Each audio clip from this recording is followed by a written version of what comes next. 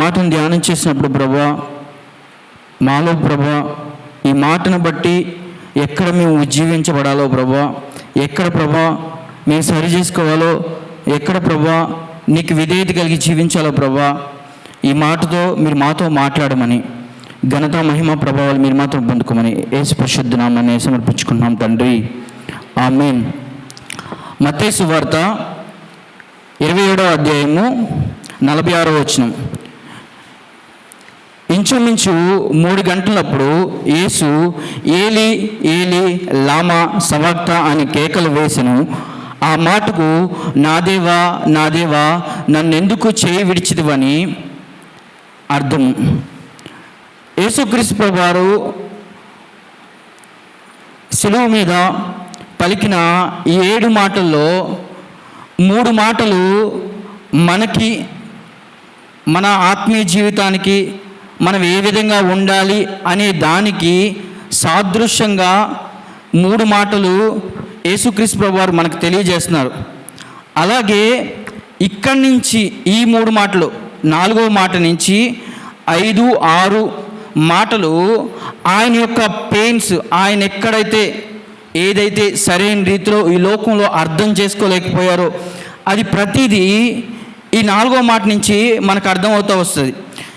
ఎందుకంటే ఇక్కడ 4వ మాటగా నా దేవా నా దేవా నన్నెందుకు చెయ్యి విడిచితివని ఆయన పలికినప్పుడు యేసుక్రీస్తు ప్రభువారు అంతకు ముందున్న 3 మాటలు మనం ఒకసారి చూస్తే, ఫస్ట్ తండ్రి వీరేం చేయుచున్నారో వీరెరుగరు గనక క్షమించండి అనేది యేసుక్రీస్తు ప్రభువారు ఆ ఫస్ట్ మాటలో చెప్తున్నాడు. కానీ ఇక్కడికి వచ్చేసరికి 4వ మాట దగ్గరికి వచ్చేసరికి తండ్రి ఇక్కడ నా దేవా అంటున్నాడు. దేవుణ్ణి తండ్రి అనడం మానేసి దేవా అంటున్నాడు.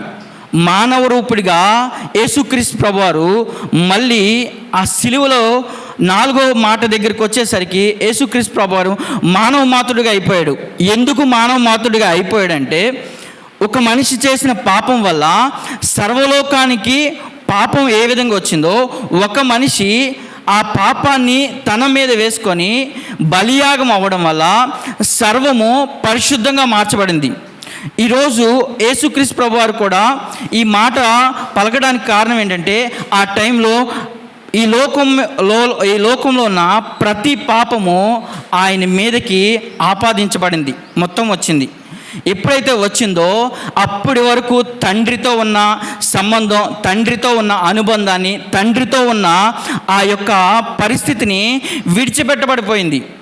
ఎప్పుడైతే విడిచిపెట్టబడిపోయిందో ఆయన తండ్రి అనడం మానేసి నా దేవా నా దేవా అంటున్నాడు. ఈరోజు మనతో కూడా చెప్తున్న మాట ఏంటంటే, మనం కూడా ఈ మాటని బట్టి ఆలోచించుకోవాల్సింది ఏంటంటే, మనము పరిశుద్ధంగా ఉంటేనే పరిశుద్ధుడైన దేవుడు మనతో పాటు ఉంటాడు.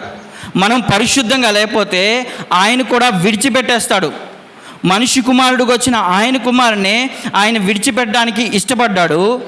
పరిశుద్ధంగా లేకపోతే మనల్నైనా విడిచిపెట్టేస్తాడని ఈ 4వ మాట ద్వారా దేవాది దేవుడు మనకు తెలియజేస్తున్నాడు. ఎందుకంటే ఆయన క్షమించే హృదయాన్ని ఈ లోకానికి పరిచయం చేశాడు మొదటి మాట ద్వారా. 4వ మాట దగ్గరికి వచ్చేసరికి ఆయనకి క్షమాపణ దొరకల. ఎందుకంటే నువ్వు దేనికోసమైతే వచ్చావో, దేనికోసమైతే నువ్వు ఉన్నావో అది నువ్వు ఫుల్ఫిల్ చేయి, నిన్ను నేను విడిచిపెట్టేస్తున్నానని ఈ మాట ద్వారా మనకు అర్థమవుతుంది. ఆయన్ని క్షమించేవారు లేరు. నువ్వు కాదు కదా చేసింది పాపాలు, నువ్వు కాదు కదా ఆ నోటితో నువ్వు కాదు కదా పాపం చేసింది, నువ్వు కాదు కదా చూపులతో చేసింది, నువ్వు కాదు కదా పాపం చేసింది అని అది వెనకేసుకు రాలా.